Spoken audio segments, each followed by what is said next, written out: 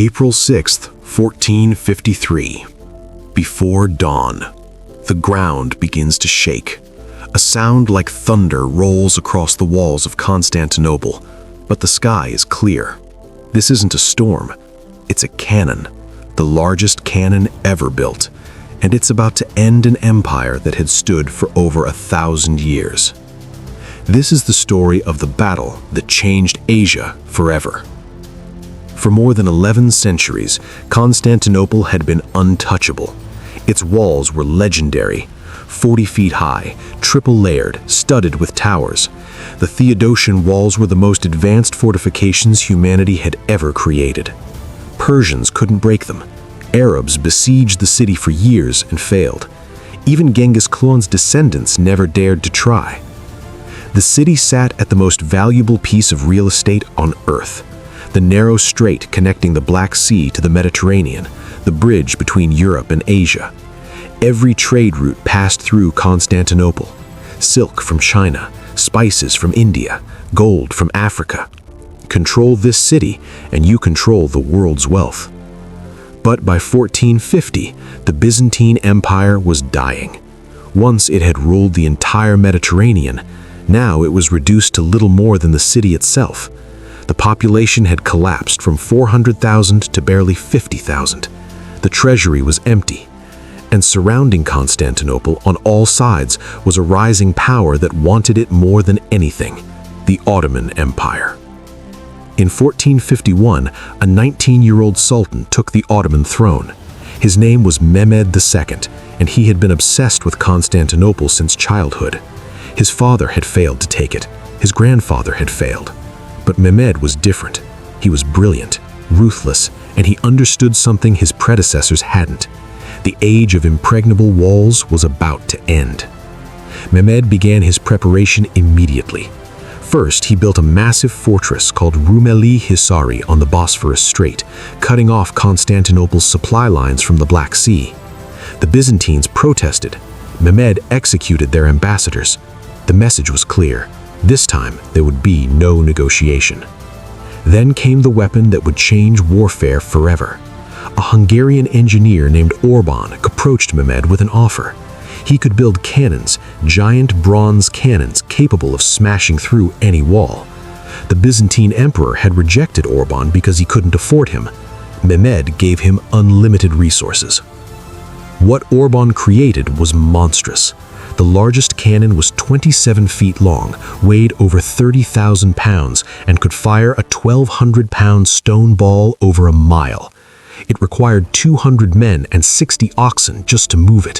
When it fired, the ground shook for miles. Houses cracked.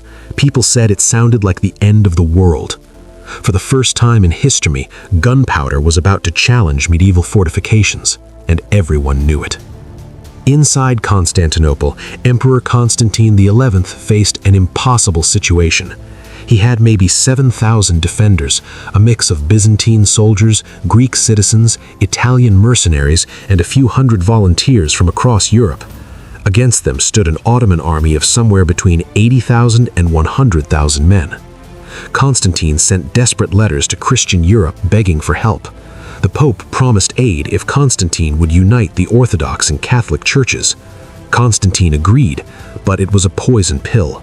Many of his own people saw it as betrayal. When the unification ceremony was held in the Hagia Sophia, Orthodox priests boycotted it. One Byzantine official said he'd rather see the Turkish turban in Constantinople than the papal tiara. The help from Europe never came. A few Genoese ships, a handful of mercenaries. That was all. On April 6, 1453, the siege began. Mehmed positioned his giant cannons in front of the weakest section of the walls and opened fire. The sound was apocalyptic.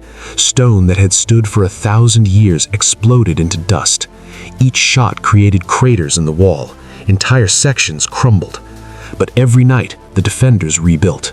They dragged rubble, wood, barrels filled with earth, anything they could find, and patched the breaches.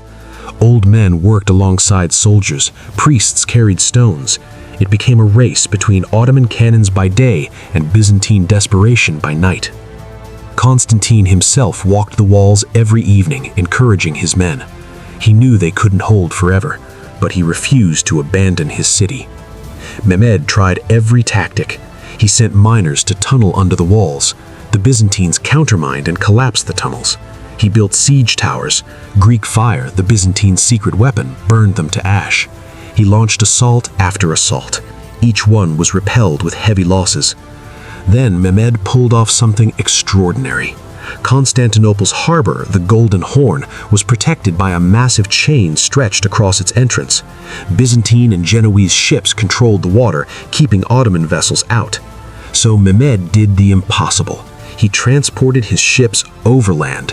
His engineers built a greased wooden road over a hill, and 70 Ottoman ships were dragged by oxen and manpower from the Bosphorus into the Golden Horn.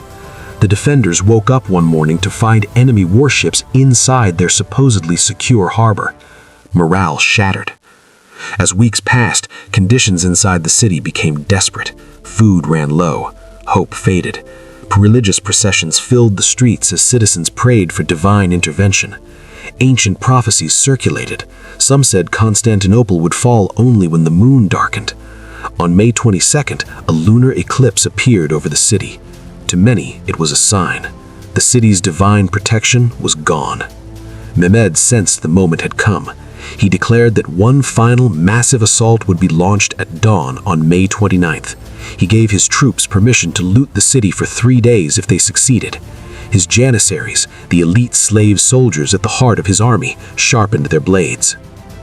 Constantine gathered his commanders for a final meeting. He knew what was coming. He thanked them for their service and asked them to forgive any offense he'd ever given.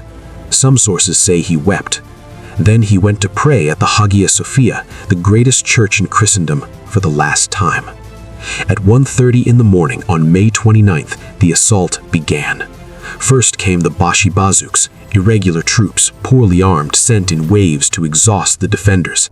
They climbed ladders, screaming, dying by the hundreds. The walls held. Then came the regular infantry, better trained, better equipped. They pushed harder. The fighting became desperate. Hand-to-hand combat on the ramparts. Still, the defenders held. Finally, at dawn, Mehmed unleashed his janissaries. These were the best soldiers in the world, trained from childhood, fanatically loyal, utterly fearless. They hit the walls like a tidal wave. At the critical moment, disaster struck the defenders. Giovanni Giustiniani, the Genoese commander who had been holding the most vulnerable section of wall, was struck by a projectile. Badly wounded, he demanded to be taken from the walls. His soldiers carried him away. When the defenders saw their best commander leaving, panic spread. And then someone made a fatal mistake. A small gate called the Cerco Porta, used for counterattacks, was left unlocked. Whether it was carelessness, confusion, or sabotage, no one knows.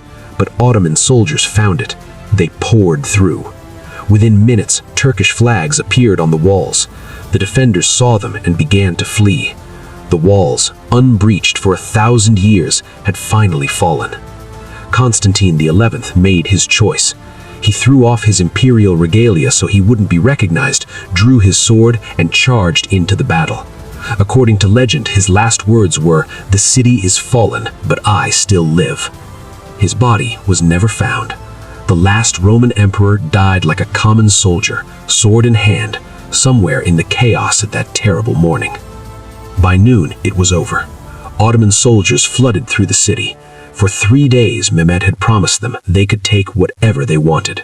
Churches were looted, citizens were enslaved. The blood, one chronicler wrote, flowed like rivers. But when Mehmed entered the city, he did something unexpected. He went straight to the Hagia Sophia. It was filled with refugees praying for salvation. Mehmed dismounted, picked up a handful of dust, and poured it over his head, a gesture of humility before God. Then he declared that the killing must stop. Constantinople would not be destroyed, it would be rebuilt. It would become the capital of his empire. The city would have a new name, Istanbul. Mehmed repopulated the city, bringing in Muslims, Christians, and Jews from across his empire. He converted the Hagia Sophia into a mosque, but preserved its Christian mosaics. He rebuilt the walls, restored the aqueducts, and turned Istanbul into one of the greatest cities in the world once again. But the consequences of Constantinople's fall reached far beyond its walls. With Ottoman control of the traditional trade routes to Asia, European merchants were forced to find new paths. Portuguese explorers pushed down the African coast. Christopher Columbus sailed west, trying to reach China. Within 40 years, Europeans had discovered the Americas. The age of exploration was born out of the ashes of Constantinople. The Ottoman Empire emerged as the dominant power across Asia and the Middle East. At its height, it would stretch from Algeria to Iraq, from Hungary to Yemen. Istanbul became the center of Islamic civilization. Gunpowder warfare became the future. Medieval castles and city walls, no matter how strong, were suddenly obsolete. The age of fortifications was over.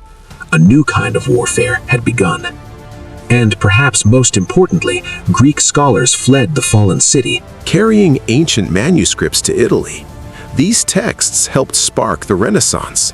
The knowledge of the classical world, preserved in Constantinople for centuries, spread across Europe, transforming art, science, and philosophy. The fall of Constantinople marked the end of the Middle Ages and the beginning of the modern world. Today, if you visit Istanbul, you can still see the Theodosian Walls. Tourists walk along them. Vendors sell tea in their shadow. But if you look closely, you can see the scars, craters from Mehmed's cannons, still visible after more than 500 years. On May 29, 1453, those cannons fired. Walls fell, an empire ended, and from that moment of destruction, the world you live in today began to take shape. No wall is eternal, no empire lasts forever, but the echoes of their fall can change history for centuries to come. This was the battle that changed Asia forever.